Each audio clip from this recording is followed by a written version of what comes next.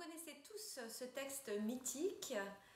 Il a été édité en 1668. Il s'agit d'un texte des Fables de La Fontaine, donc de Jean de La Fontaine, et vous allez le reconnaître. Mais ce que je vais faire, c'est le décortiquer pour vous expliquer dans quelle période on vit, vous donner quelques idées pour y faire face. Maître Corbeau sur un arbre perché tenait dans son bec un fromage. Alors Maître Corbeau, eh bien c'est chacun d'entre nous sur les réseaux sociaux.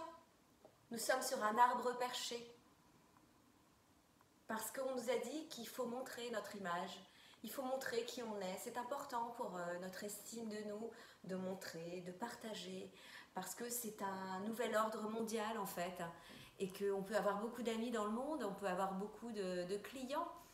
Eh bien, donc nous sommes dans la période où nous montrons, nous partageons. Alors bien sûr, nous avons pour beaucoup d'entre nous des très bonnes intentions, une envie de probablement refaire le monde en plus beau, et puis de montrer aussi ce qu'on sait faire, de partager des belles choses.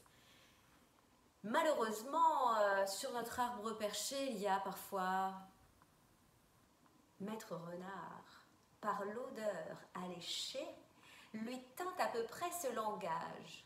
« Hey, bonjour, monsieur du Corbeau, que vous êtes joli, que vous me semblez beau, sans mentir. Si votre ramage se rapporte à votre plumage, vous êtes le phénix des hôtes de ces bois. » Voilà la tactique de séduction, manipulation et d'approche des renards qui vous regardent sur votre arbre perché et qui viennent s'intéresser à votre expertise. Vous êtes quelqu'un qui prenait la parole facilement, vous êtes quelqu'un qui avait peut-être une belle plume, vous êtes quelqu'un peut-être qu'on a décelé, qui a envie de se montrer. Alors bien, les renards s'en saisissent et vont déployer leur armada manipulatoire. Et là, il faut être très vigilant. Je vous propose d'avoir beaucoup de visibilité. Je vous propose d'être en lumière. Votre expertise, votre talent n'a pas d'égal. Vous devez être sur ce plateau. Vous devez faire notre vidéo pédagogique. Nous sommes un réseau de 800 hôteliers. Alors donc, on vous propose de faire ça gratuitement parce que c'est génial pour vous. Oui, c'est génial pour moi, mais c'est mon métier. Donc en fait, je le vends, mon métier. Alors je parle pour moi, hein, bien sûr, mais réfléchissez à vous, ce que ça peut vous ramener comme schéma. Vous démarrez, alors on vous dit, bah, pour démarrer, il faut te montrer. Pour démarrer, il faut d'abord expérimenter, prouver, éprouver, satisfaire. C'est pas parce que vous allez vous montrer que vous allez être plus fort. Il y a même un risque de grosse plantade d'ailleurs. Parce que si vous vous plantez fort, ça sera vu encore plus. Donc attention, parce que c'est l'estime de soi qui est derrière tout ça. C'est l'estime de soi qu'on vous vole. Le fromage du corbeau, c'est l'estime de soi. Ça n'a pas de prix. C'est votre authenticité, c'est votre estime de soi. C'est votre personnalité, c'est votre expertise. Alors apprenez simplement à ne pas tomber dans le panneau. Qu'est-ce que nous dit notre fable après? Et donc à ces mots, voilà, c'est là où on tombe dans le piège. Le corbeau ne se sent pas de joie. Ben oui, l'ego. On tombe tous dans ce panneau. L'ego, on aime être aimé. Et plus encore dans cette période. On aime trop être aimé, on aime trop être vu. Avoir 3 millions de vues, c'est extraordinaire. Avoir plus de 10 000 vues sur une vidéo, waouh! Mais c'est pas ça la mesure de votre talent, pardon. Si vous vous mesurez à ça, alors ça veut dire que vous êtes enfermé dans un système qui est quantitatif.